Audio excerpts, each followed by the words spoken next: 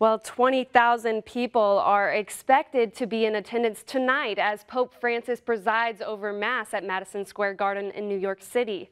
The Pope arrived in the U.S. Tuesday for a 6-day visit. This is his first trip to the United States as Pope, but despite growing interest in the Pope's leadership, the U.S. saw a 3% decline in Catholics between 2007 and 2014.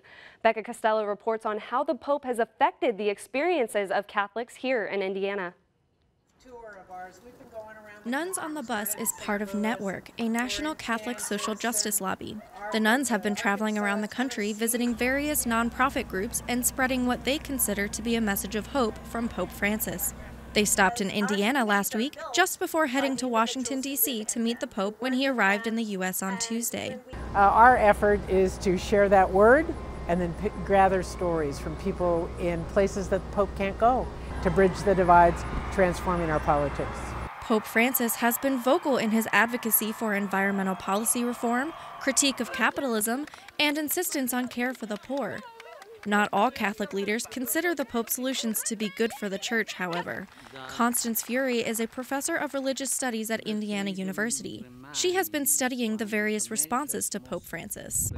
There's a large number of people who find it alienating to have this sense. They see the Pope as representing a kind of modern acceptance of relativism. Earlier this month, Pope Francis ordered changes in the official procedure for annulments. A Catholic annulment declares a marriage invalid after a divorce, which allows the couple to remarry without sin. The changes make it simpler and faster to get an annulment.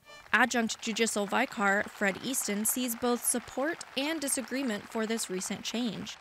There are some canonists out there that are not opposed but have some questions and some concerns that will this loosening of the procedure in some ways, even the elimination of the mandatory appeal, lead to bad decisions. Some Catholics want the Church to go even further by granting divorced and remarried Catholics the right to receive communion during Mass. The question is, can you make any accommodation without violating our basic teachings on marriage? That's the rub, shall we say. Although Catholicism is growing worldwide, about 40% of Catholic adults in the United States have now left the Church. The future of the Catholic Church may depend on what Pope Francis chooses to do next. For Indiana News Desk, I'm Becca Costello.